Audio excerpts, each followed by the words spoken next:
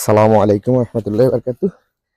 আমি কিন্তু ডিজিটাল একটা কাম করলাম আর কি, একটা কন্টেন্ট তৈরি করলাম। আলহামদুলিল্লাহ সবার যদি ভালো লাগে ইয়ে করবা, গাছ তুললাম আমার গরুর লাগি।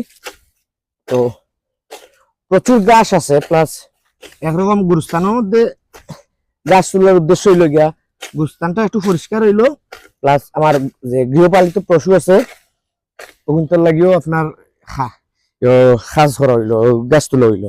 এর লাগে আপনারা সামনে একটা ভিডিও করলাম। হয় অনেকে আসলে অনেক মন্তব্য করতে পারবা, জোর তুফান আইছে কিন্তু অনেকে মন্তব্য করতে পারবা যে দেখো পাগলামির একটা শেষ নাই। পাগলামি বলতে কিতা, পাগলামি কিচ্ছু নাই, জাস্ট যে ফেসবুক মেটারে একটু উৎসাহ করার লাগে আর কি, আমার ইয়ে করার কাজ করলাম।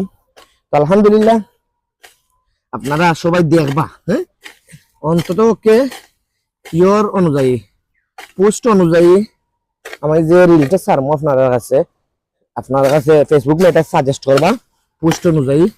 ওই দেখুন অনেক তুফান বৃষ্টি শুরু হয়ে গেছে এখন। আমি তখন আইছি ওদিকে দেখাবা, ওই জোর তুফান শুরু হয়ে গেছে। ওই তো কত সুন্দর ভিউটা, হ্যাঁ জোর তুফান শুরু হয়ে গেছে।